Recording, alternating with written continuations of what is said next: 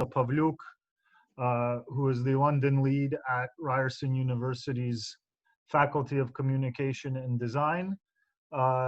Alexa will speak to us about disinformation and Russian disinformation operations as regards to Russia's war on Ukraine and the COVID-19 pandemic.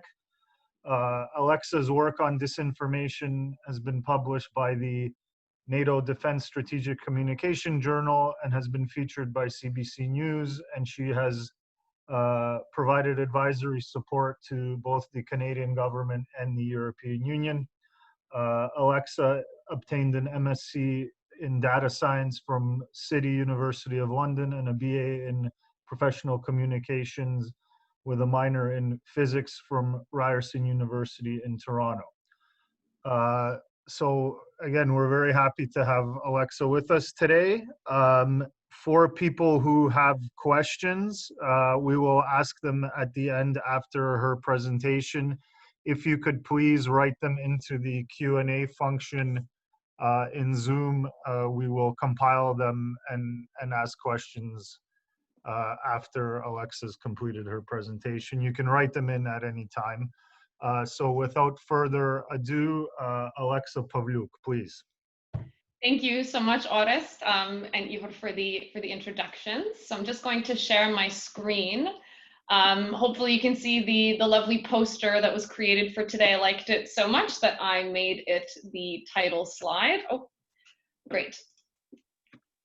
So I'm going to assume that that is visible and that we are good to go. And again, thank you so much for having me today. I am a Ukrainian Canadian currently living in the United Kingdom. So it's nice to kind of reconnect with Canada and with the Ukrainian Canadian Congress for this webinar. So I'm very happy to be here today.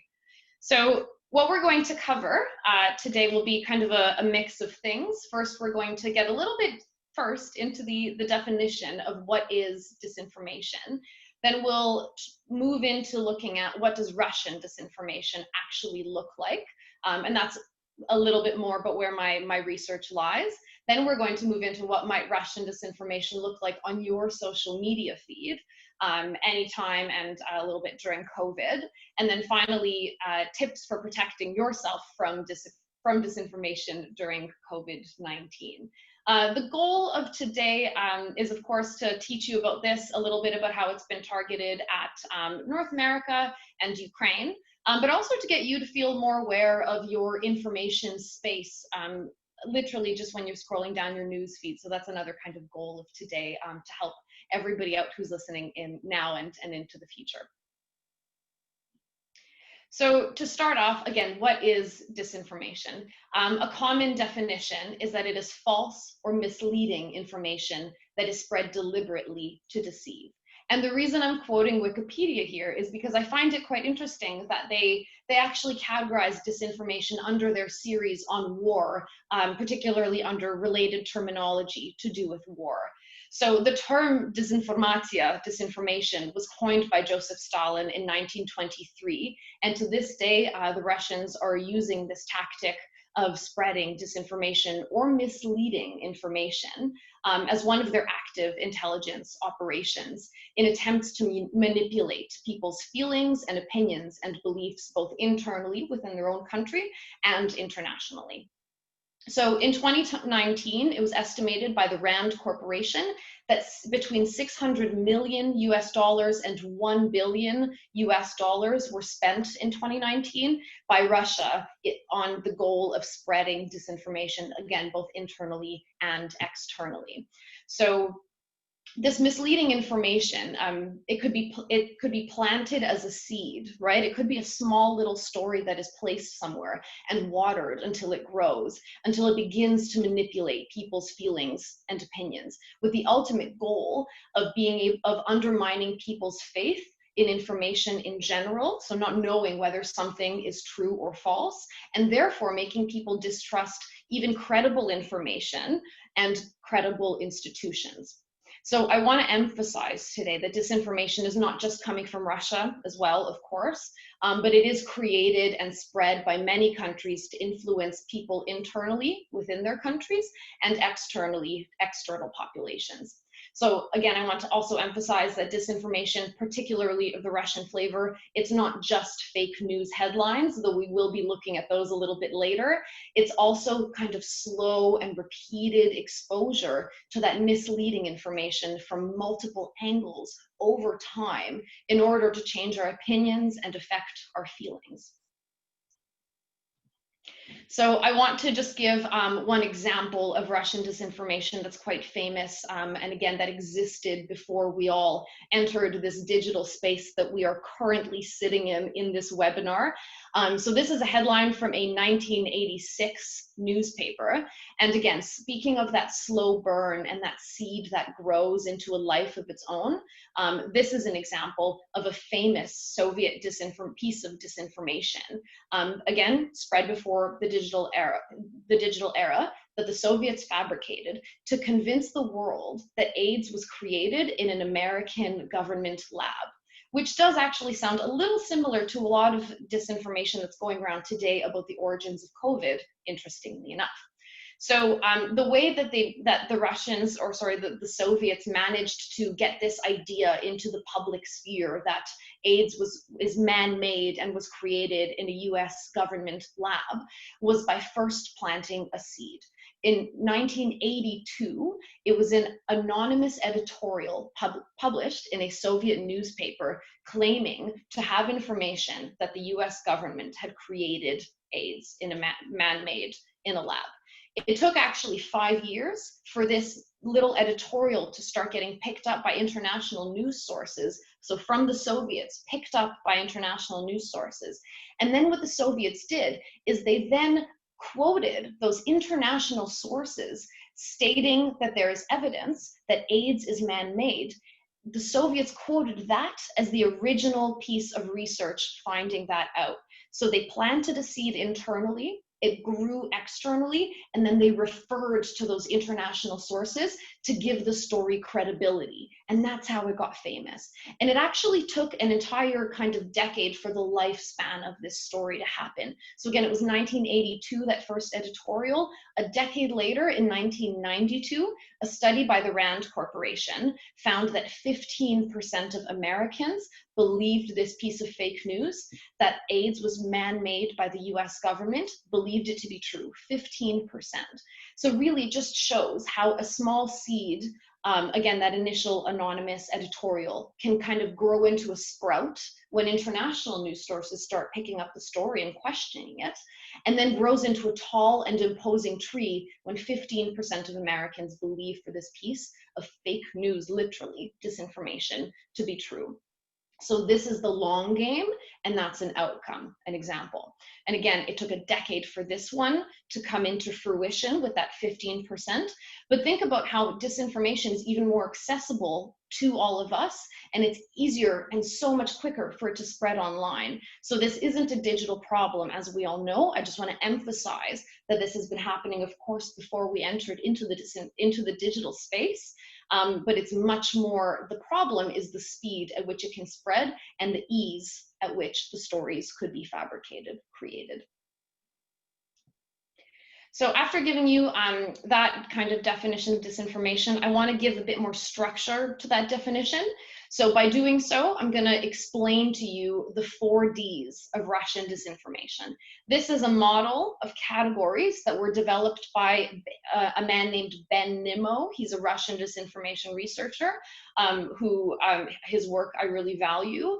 And he developed this model by analyzing a lot of stories of Russian disinformation that had been debunked. And he now uses it to categorize disinformation that he sees, and other researchers are using it again to categorize disinformation that they're seeing, whether or not it's Russian, to understand it better. So this could be applied to disinformation coming from other countries, but it's been developed on Russian disinformation. So the first one is to dismiss. Again, these are tactics of Russian disinformation that a researcher outside, of course, of Russia has found. So the first is dismiss. If you don't like what your critics say, insult them. And an example of this again is the piece of fake news around AIDS. They were insulting America by stating that they had created it. The second is distort. If you don't like the facts, twist them.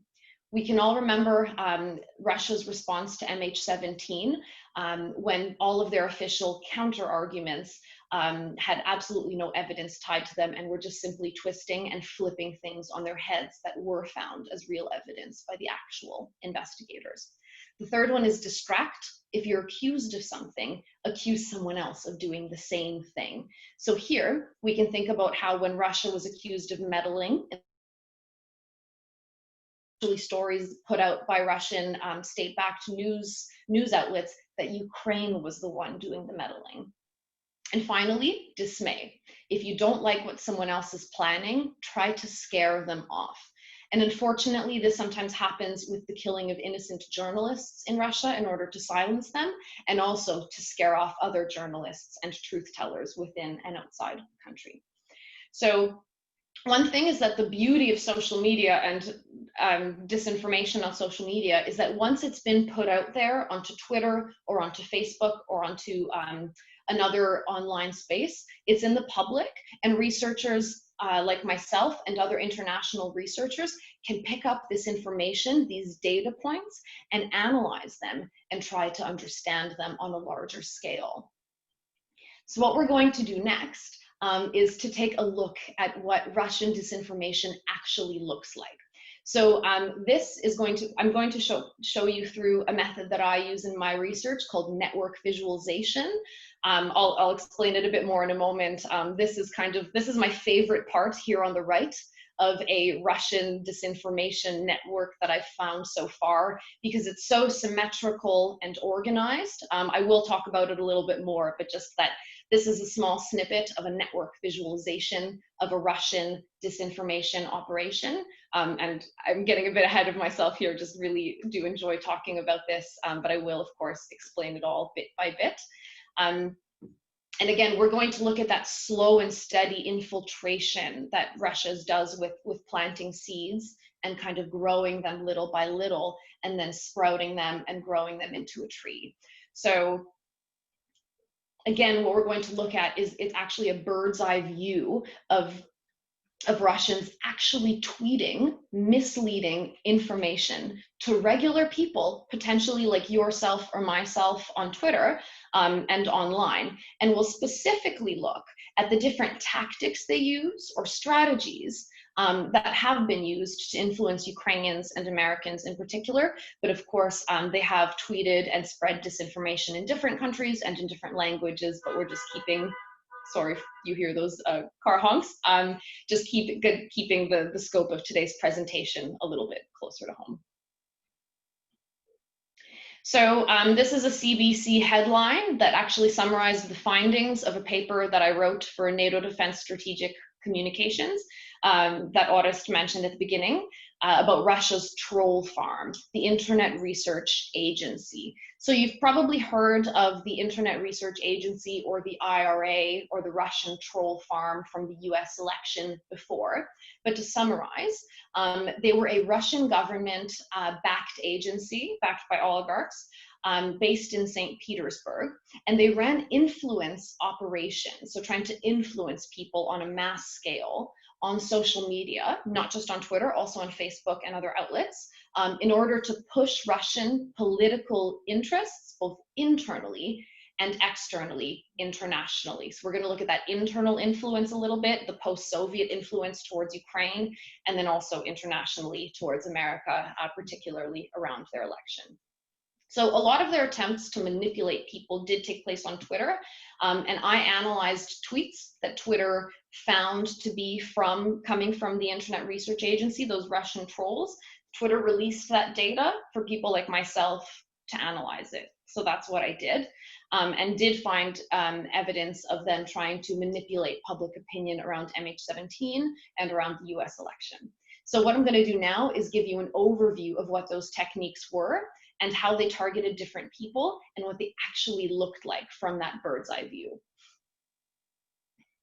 So I know this looks quite confusing. It's a screen grab of a YouTube video that we're going to watch in the next slide, but I'm gonna just talk you through this a little bit, but I will keep it at quite a high level just to kind of give the basics of what we're looking at here so that we can move on to the tactics. So this is a bird's eye view of disinformation through something called, this is a network visualization right here. And over the last decade, every time someone from the Russian troll farm in the Internet Research Agency tweeted to a regular person between 2010 and 2018, Twitter found these accounts and put them into a data set. And what I did is visualize them. So the dots here that you see, the red dots are the Russian trolls. So again, we're looking at a bird's eye view. You can imagine one user being one dot. The red ones are Russian trolls. And when they reached out to a regular person, there was a line forged between them. So again, from a Russian troll to regular person, a line is then formed between them. And when enough Russian trolls are sending enough tweets to enough people, and we lay it out in a way that if a troll reached out to somebody a lot, or a group of trolls reached out to a group of people a lot, they get drawn closer together in this network visualization. So that's kind of how the layout comes to play. The color represents how old the accounts are. So here the blue accounts are ones that were created around the early 2010s. And there actually are 9 million tweets that were released by Twitter that came from the Internet Research Agency. This is a random subset of those tweets because I can't actually visualize all of them, but a random subset gives me a representation of a bird's eye view of what this Russian disinformation spread by these Russian trolls actually looked like. So when I play the video over time, you're going to see 2 regions circled in gray here in this screenshot. So the first one around here is Russian trolls tweeting to regular people in Ukrainian and in Russian. And this started around 2010. So 6 years before the election and 4 years before Trump actually implied he might be running, they were already beginning to utilize social media to think about and then actually spread disinformation. So the long game is there. Those seeds are being planted, those accounts are being created as early as 2009, actually. So one older region of the network is people being reached out to in Russian and Ukrainian. And then the newer region of the network that you'll see when I play the video over time is here in this gray circle. And this is more English language tweets. There was also some German, French, and Italian, but this entire region here was all English language tweets that started tweeting. These accounts started tweeting in 2014, and the peak was around the American election. So what we're going to do is watch that decade of activity, of Russian troll activity, unfurl over time in just 1 minute. And then we're going to look at some of the tactics that the Russians deployed. So I'll kind of zoom in on 3 parts of the network and explain them to you. Okay.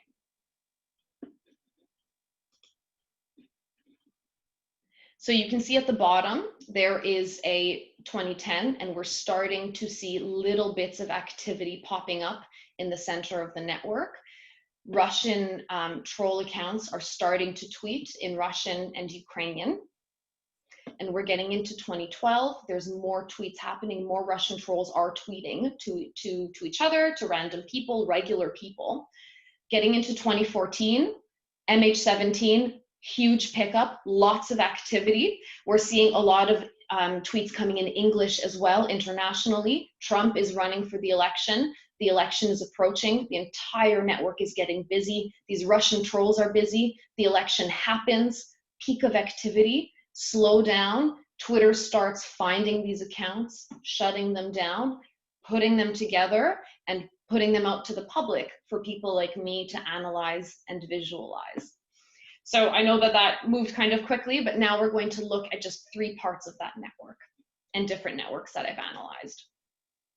So this first one, let me just see for the title to go away. Perfect. So in 2014, what we saw the Russians doing, a tactic that they were using, was testing fake news. So one thing that they were doing on Twitter was testing if they can make fake news stories go viral and hit mainstream media. So in 2014, they crafted a completely false story that there had been an explosion in a chemical plant called Colombian Chemicals in Louisiana in the United States. So they actually posted to Twitter fake CNN screenshots of explosions, and they even were reaching out to journalists in the area, asking them one-on-one, tweeting to individual journalists after this chemical plant has exploded, posting as local residents. So they reached out to local journalists asking them in English, that just feels a little off, if you ask me, how far do you think a gas can spread away from Colombian chemicals? So the story itself of this chemical plant explosion in America did explode and go viral online within hours. But when company and chemical plant employees actually spoke up and said, look, nothing has exploded, we're here in the factory, everything's fine, it was confirmed, of course, that in fact that there had been no explosion and that the CNN screenshots were fake, that this person reaching out to Richard Rainey, a local journalist in Louisiana, was fake. It took a little bit of time, but people were able to do some research, look into the tweets a bit more, and realize that this piece of fake news was actually the first time that Russians had leveraged social media in English, internationally in English, to make a piece of fake news go viral and spread.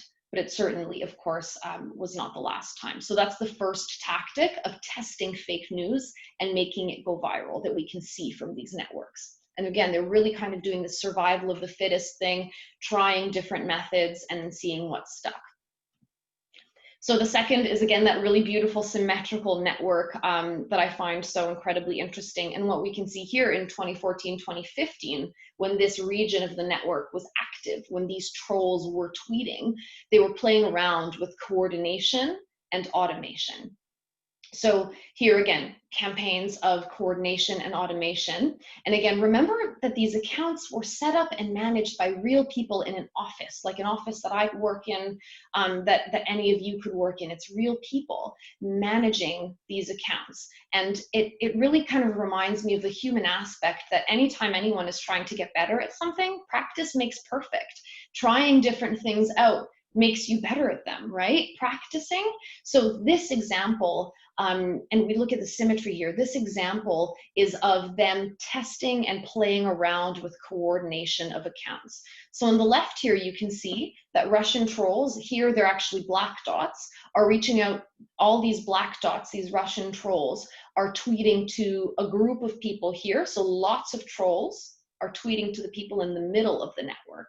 And then each individual troll has a group of people they're reaching out to individually. So again, this just shows that there's certain regular users that they're all tweeting at and certain regular users that they're individually tweeting at. So you can think of these as different lists in a spreadsheet of, okay, all of these accounts are going to reach out to these people, and each account is going to individually reach out to more people. There's organization to this, there's strategy to it. Again, there's coordination, and you can see that in the symmetry of this network.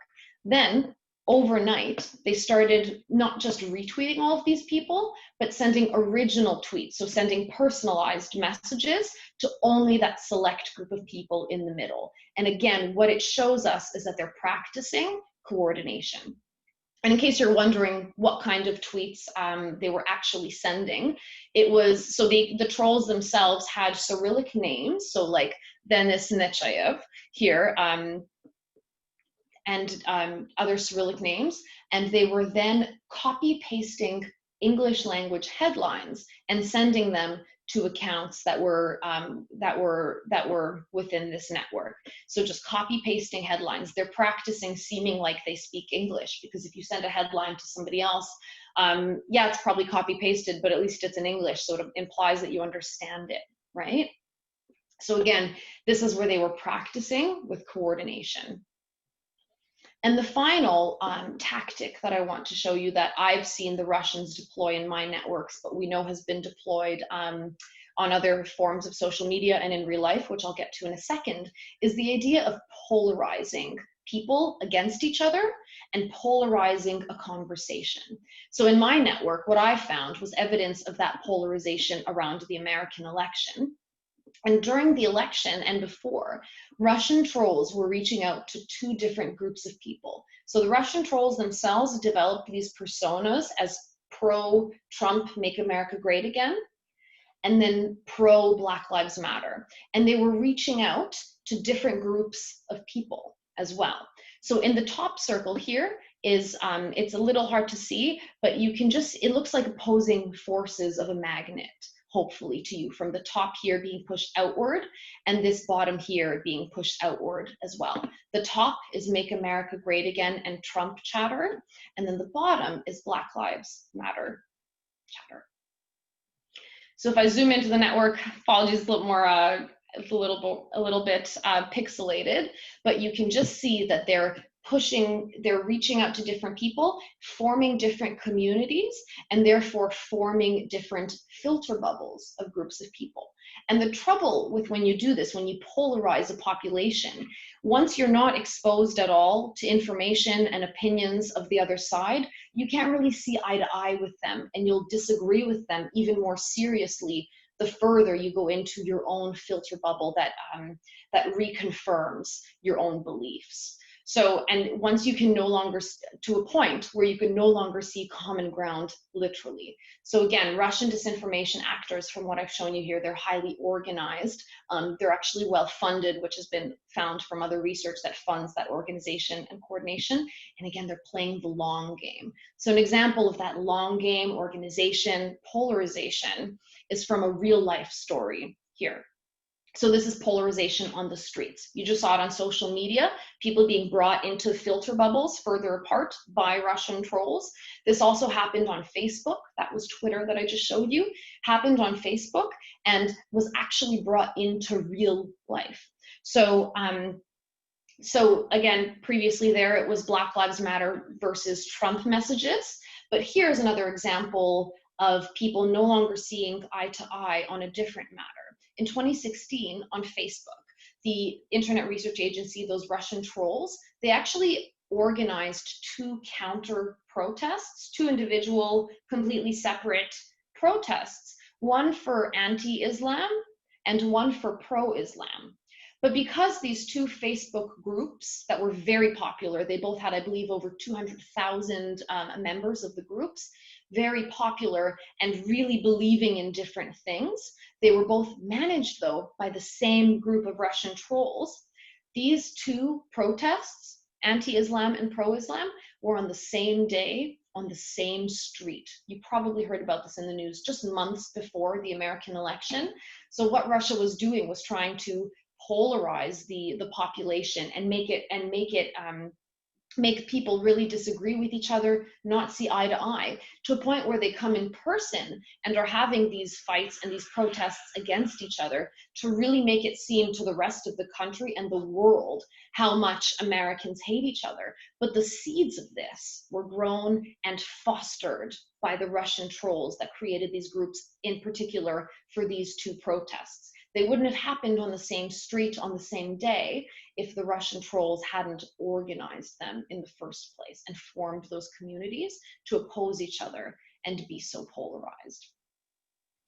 So again, that was an example of in-person polarization, and you also saw the bird's eye view of the networks of polarization and different tactics in the networks. But now we're going to come back to Earth.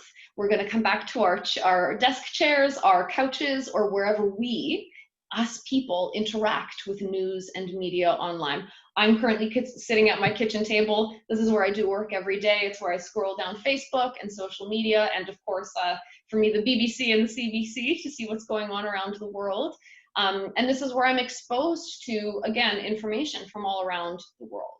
So what we're going to try to do is understand how Russian disinformation might look on our news feeds in the form of a headline by playing a little game. We'll do it individually because I don't know how many participants there are. Of course, have to do this individually, but I'll just give you a moment to think about the headlines that I'm about to show you. So what you're going to see are headlines that have been debunked as Russian disinformation, actual fake news, even though it's a buzzword, by an organization called EU versus Disinfo. Their mandate is to counter Russian disinformation within the EU. So they are collecting a bunch of headlines and news articles that they find within the EU by state-sponsored Russian outlets that are false, and they provide evidence for why they're false so that people like you or I could understand better the narratives that Russia's trying to spread and how they're trying to spread them. So what we're going to do is think about the narratives behind the 4 headlines that I'm going to show you.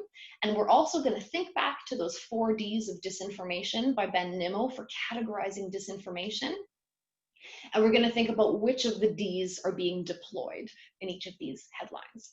So let us start with the first one. So the first Russian fake news headline: US organizes color revolutions around the world. Ukraine is one of the projects. So I'll give you a second to stew on this.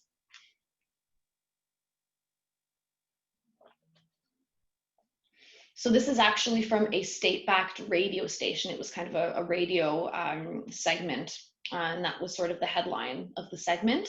And the thing that I think is so crazy is that this piece of fake news was actually only published last week. With everything else that's happening in the world, they're still focusing on trying to bring down the idea that Ukraine has been seeking democracy from within, and try to push the idea that it's international influences that are making Ukraine not sovereign in their own ideas. So for this reason, I would say that this headline is trying to distort. Again, if you don't like the facts, you twist them. And they don't like the fact that Ukraine is trying to become sovereign and that movement started from within. So the second headline is that Russia is the world leader in radio electronics. The US, Japan, and China are decades behind.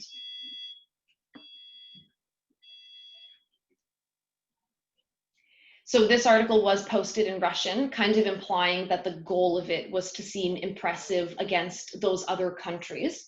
And what I would say is that this one is trying to dismiss information. If you don't like what your critics say, insult them. And simply, I think it's dismissing because they're literally trying to insult the US, Japan, and China and their technological capabilities in one sentence. So our next Russian fake news headline is that coronavirus was created by Americans in Ukrainian laboratories. So the only grain of truth here is that there are American-sponsored labs in Ukraine. They do exist and they do work, biological work in the laboratories. But of course, there is zero evidence that COVID was created in a Ukrainian laboratory. But this is kind of the thing I also want to underscore, is that the best piece of disinformation is based on a grain of truth, right? So the grain of truth being that these labs exist, they're doing work. Let's just say that COVID was invented there to confuse people. There's also been stories actually about COVID being developed in Georgia in American-sponsored labs there as well. I just didn't include that headline. And of course, the main one that we hear is that COVID was created in Wuhan or was created in America. So there's all of these stories coming out, disinformation-wise, about where coronavirus was created in order to confuse people. And again, this one, they're distorting the facts. They're taking that grain of truth, just that a lab exists, and distorting what it does to confuse people. And again, this is an example of how they're trying to make you lose trust in any credible institution because of all the stories we hear about every country that coronavirus was invented in. So this one's my favorite because it involves sports and Canada. So hopefully you all appreciate it as well, those of you joining from Canada. This headline is that Fancy Bear attackers revealed a Canadian conspiracy against Russian sports. You read that correctly. So to give you context, Fancy Bear are a group of Russian-backed hackers, and from the data that they have hacked and released, There is no evidence, of course, of conspiracy by Canada against Russian sports, but the little bit of grain of truth, or at least what they're working on, is basically the article continued to say that the Olympic anti-doping agencies that are based in Canada, what the fake news is that they're saying that those anti-doping agencies were purposely trying to eliminate Russia so that Canada can win more future Olympic medals, because we're doing so terribly that we're just trying to do anything we can to win the Olympics. So that's the distortion there as well. And I also would say that this one's actually trying to dismay you. If you don't like what someone else is planning, like being good at hockey, you try to scare them off. And again, they're trying to dismay and scare off Canada from trying to keep the Olympics clean. So these narratives can be dangerous when combined with other seeds that Russians plant online, as we've seen in the examples, particularly with the protests and just with more and more hatred online. But if we understand the tactics that are in use, I believe that we can more quickly identify disinformation and not be swayed by it.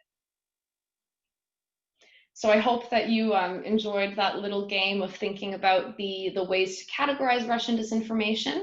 And I just want to end off this presentation with some tips for protecting yourself from disinformation during COVID-19. So the first piece of advice I have is think before you share. Don't feed the disinformation beast. And that's based off of a UK government campaign encouraging people to think before they share. They've provided a checklist for people. So I do just want to very briefly show you a bit about that. So again, this is the UK government's campaign and share checklist. Be careful what you share. Things aren't always what they seem online. So there's just a 40-second video that's going to explain this checklist of source, headline, analyze, retouched, and error. So I'm just going to play that for you now. The sound should be fine, so let's all hope for the best. Be careful when you share or like things online. They may be incorrect or purposefully misleading. Purposefully misleading. This checklist will help you know what you're sharing. Oh, boring. Is it from a source you trust? Oh, you can trust me. Always read beyond the headline. Oh, blah, blah, blah, blah, blah. Who's got time to read? Analyze the facts. The facts, a fact, so dull. Has the image been reproduced or edited? La, la, la, la, la, not listening. Oh, I'm off. You're no fun.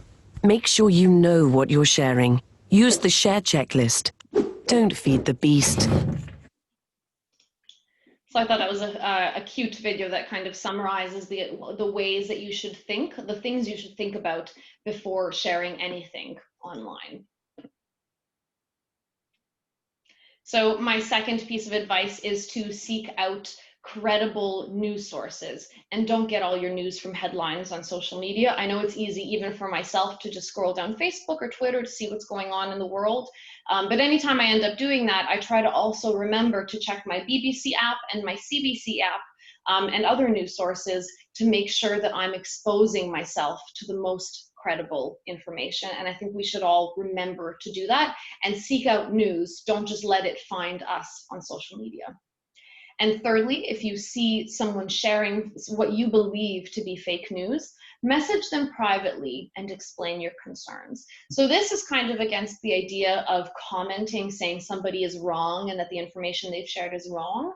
What is kind of the better standard practice now is to reach out to that person privately with a bit more empathy and a little bit less embarrassment in public, explain your concerns, and then encourage them to think about whether or not they want to take it down or edit maybe their post saying that they've realized that it's untrue or that there's an opposing view, there's another way to look at the information.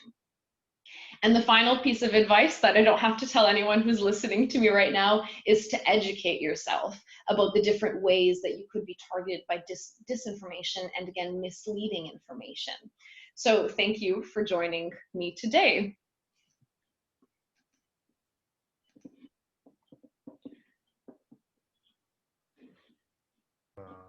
Okay. Well, thank you very much, Alexa. I think that was a fascinating presentation and Thank you. quite useful for everyone. I hope it'll be posted on YouTube. So for those who would like to share it with their friends and colleagues, the link will be up soon after we're done. I would just like now to ask Alexandra Khichi, who is the national president of the Ukrainian Canadian Congress, to say a few words, and then we will get to the questions that are being sent to us. So, Alexandra, please. Дякую, Otis. So I would like to, on behalf of the Ukrainian Canadian Congress, thank Alexa for providing us with essential information, not only for Ukrainian Canadians, but I think for every Canadian. The message being we all need to be more critical readers of what we consume and think about positions before we jump on the bandwagon. And we have, you know, this decade certainly has seen so many polarizing issues. Interesting information for me is that Ukraine certainly has been the subject or the object of Soviet and Russian desinformation for almost a decade now. It just shows you how we will never, Ukrainians will never be rid of that particular focus of attention. So I thought I would take the liberty of kicking off with a few questions before Ihor and Otis turn to those that have been submitted online. The first is, do you have, has your work extended into looking at any cooperation between Russia and China in the COVID crisis? And secondly, what greater accountability can we as citizens ask for from social media providers like Facebook and Twitter in terms of policing this kind of disinformation? Thank you so much for both of those questions. So the first about any work that I've done on China and Russia around COVID. So I've not been looking, I've been starting some work around COVID, but it's not too far along the lines yet. But I have looked at Russia and China in a previous piece of research with the Mozilla Foundation, looking at different tactics that they both deployed. One of the main findings was, again, that Russia really does that long game and has been in it for a while. What we found China to be doing was kind of jumping onto the bandwagon a little bit later, but with full force. So they tended to actually purchase accounts that had been harvested by other people or groups of people that seem authentic, that have been created a decade ago, and then used those to not do as organized kind of polarization tactics as Russia, but just to flood the information space. So that example is from the Hong Kong protests. A lot of the accounts that were flooding the information space with disinformation against the protesters, calling them cockroaches and crisis actors, etc., is more of an Americanized word, but the same idea.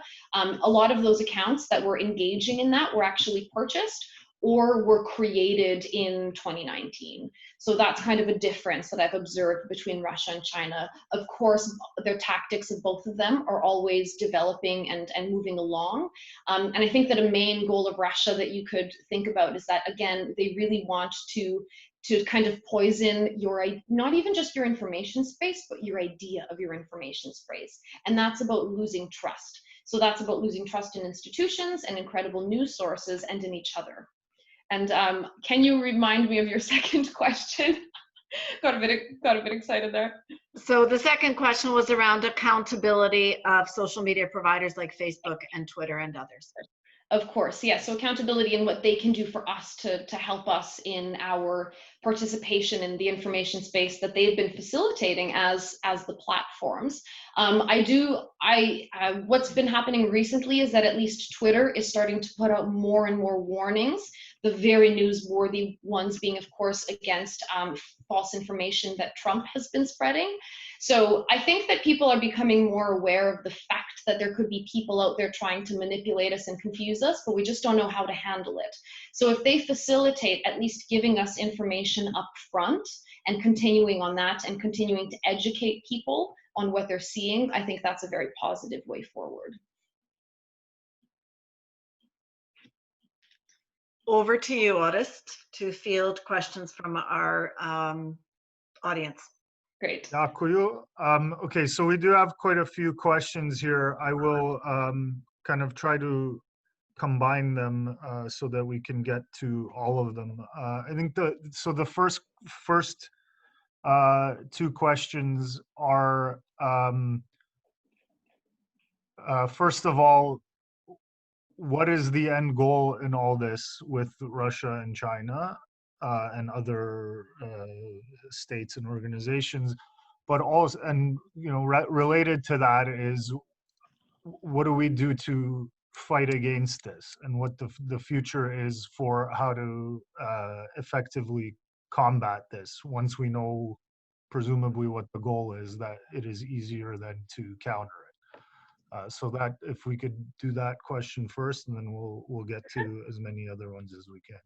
Yeah, of course. So the question about the end goals is, of course, really interesting. And to some degree, it depends on the country, of course.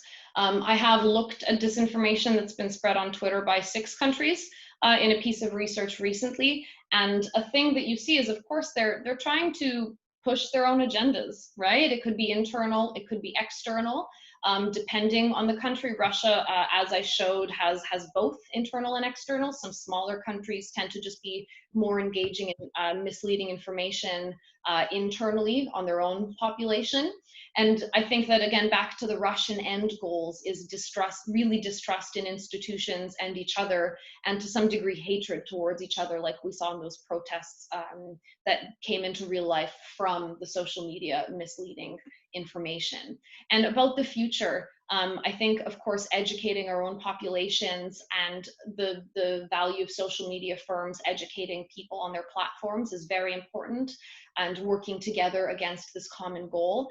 And another important thing is to learn from countries or groups of people who have successfully combated disinformation from different countries. So the different post-Soviet states are at different places along their fight against disinformation, and there's been different tactics used by those countries to counter it, some being more successful than others, some countries having TV shows debunking disinformation of the week, some countries having elves that are debunking information and sharing those true facts online. So keeping it in the online space and on the TV space, and of course bringing in education from a very young age could also be a really great strategy as well. Okay, and then so we have one kind of question here related directly to Canada. Do we have any data or insight on any attempts to influence the federal election in 2019? Yeah, that's an interesting question. I did do some work with the Canadian government around that time, looking at specific social media platforms, trying to see if we could detect any external disinformation. A lot of what we found then, and this is also in general from what I read on the news after my time working with those government bodies, was that people now are starting to just assume everything is Russian disinformation, when maybe it is coming from within and people are pushing it from within. So the finding around 2019 in general was that it was more polarization coming from within and maybe being pushed from external sources, but it wasn't necessarily Russians planting seeds around the Canadian election, but maybe their accounts online and their people online were trying to share the information further and push it forward. So at this point, Russia doesn't actually have to plant the seeds all the time. They could be there anyway. There's of course divisions within Canada that were very apparent during the election, divisions in America, divisions in any country. But what they're trying to do is push those divisions further, maybe by sharing the information further into spaces. So I believe there may have been a bit of evidence of that. But of course, the divisions that did exist that some people will call fake news because they disagree with the other side were of course prevalent, like in most countries. Okay, and then so we have a couple of questions about where and how these groups are funded from, like where do they receive their funding, and I guess is it mostly a government operation, or is this done outside of, and perhaps even outside of, the kind of direct control of the government? Of course. So I can just speak to evidence that I've read. I've not done research personally into the funding of where this comes from. But a lot of the information that has been released by Twitter, in particular on that social media platform, of influence operations that they've found, according to their own methodology that, of course, none of us are privy to, they did find, I believe, at least, I think it's 16 countries to be engaging in state-backed influence operations. So that's found by Twitter, that they believe that there are at least 16 countries on their platform, particularly state-backed. Sometimes it's state-backed and government employees spreading the disinformation. Sometimes it's state-backed in that the state hires a PR firm to spread a campaign to try to send a certain message. So I guess that's kind of all I could speak to from what I'm aware of, that Twitter has found a lot of state-backed evidence, and that there's at least two ways of doing it: from your own government employees or subsidiary, or from commercial PR firms within your country or even in another country, to add a little bit more complexity to it. Can you, I don't know if you can answer this, but I'll ask it anyway. Is there, like, do we have sort of effective measures, or is it even measurable on how effective all of this is? I mean, like, okay, so they put out, you know, a lot of disinformation is put out. Now, can we in any way kind of measure how much of an impact that actually has on the societies and social cohesion and things like that? So that is definitely the golden ticket that so many people want to quantify, is the effect of disinformation, of course, from Russia and from other countries. If I can manage to do that by the end of my PhD, I'll be in a really good place. Not quite sure if I will, or if that's what I'll focus on, because there's, of course, so many facets to this problem. But there are some, it's not just about whether or not somebody went out and voted from the previous year before they were targeted by an information campaign, or the year that they were targeted. It could be second order effects that researchers are starting to explore and think about, whether public opinion has been swayed just a little bit, or any smaller behavioral changes. So I think at the beginning people were more focusing on, okay, who did America end up voting for, and was it because of the Russian campaigns? Evidence is showing that maybe it wasn't as effective, but the intent was still there. That's the thing I'm really interested in, is that maybe there wasn't as much of an effect this time around, but the intent was there, and the strategies were at play, and those different trial and error practicing that they deployed was there to try to have an effect. And continuing to try to understand second order effects, like smaller behavioral changes in the future, is probably going to be key, not just focusing, of course, on whether or not somebody voted for a certain candidate after being exposed to a piece of information. Okay. So we've got, well, one question here that I think is specific, and I think for the future is perhaps good for you to talk about, is we have a question asking you to recommend academics, papers, books, other sources that people can read and follow up on for future information. So if you can kind of tell us a little bit about that. Absolutely. I have kind of compiled a little list of references that I believe will be commented to the Facebook Live post after this. So you can go there to the debunks of those 4 articles I sent, a video of Ben Nimmo talking about the 4 Ds, and also an article by Nina Yankovits, another Russian disinformation scholar, a bit more about COVID, kind of encouraging this idea of informational distancing. So if you're really stressed over what you're seeing online, take a step back, take a bit of a breather. So she's writing about that.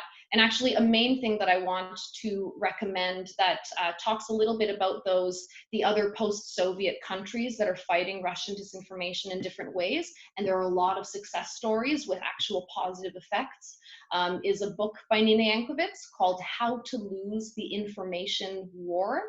and it's actually just coming out this month. I've already read most of it, and it goes through different, every chapter is a different country, including Ukraine, Georgia, Estonia, different ways that they've been dealing with disinformation, of course, from their neighbor, that more Western countries can learn from. So I'll make sure that that one is shared as well.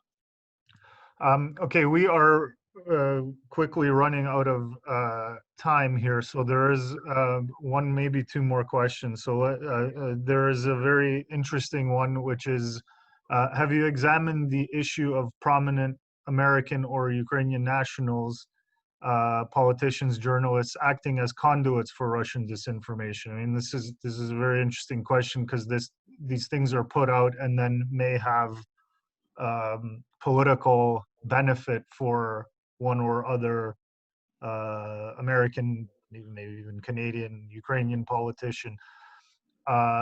And for example, the issue of Burisma and Hunter Biden and Joe Biden, which, you know, was clearly an issue that had very little actual substance, but was taken, I think, you know, by one side as a political benefit and sort of got its own legs. So can you talk a bit about that, or that aspect of it, and how perhaps our own societies are a little bit too willing to participate in some of these activities, albeit without really knowing that they're doing? Yeah, so I'll kind of give a little answer, though, that actually I've been particularly researching actual debunked information operations that following methodologies we believe to be fake. So I'm trying to understand kind of the strategies behind debunked operations. So I don't personally look at prominent figures in different countries, but there is a paper called the Disinformation Order by the Oxford Internet Institute, where they found evidence of 70 countries deploying disinformation tactics and spreading of manipulative communication, either internally or externally. So 70 countries. Canada, I don't think, was actually on the list, but many democratic countries were for spreading misleading information. So that could be an interesting one to look at, the Disinformation Order, as it talks about different tactics that different countries are using, whether they're democratic or not. Still could be engaging in this type of influence. Okay, we are at 1 o'clock, which is our cutoff. To those whose questions we didn't have time to get to, I apologize, but you can always email us at nationaloffice@ucc.ca, and we will get the questions to Alexa. The video of this seminar will be available both on our Facebook page and our YouTube page for you to share with your friends and colleagues.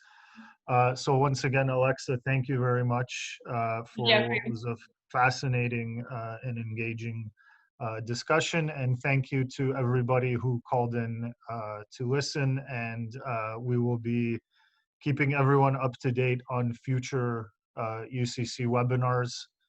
So please follow our social media where there is never any disinformation. So thank you all again. Дуже дякую і до наступної зустрічі. Дякую.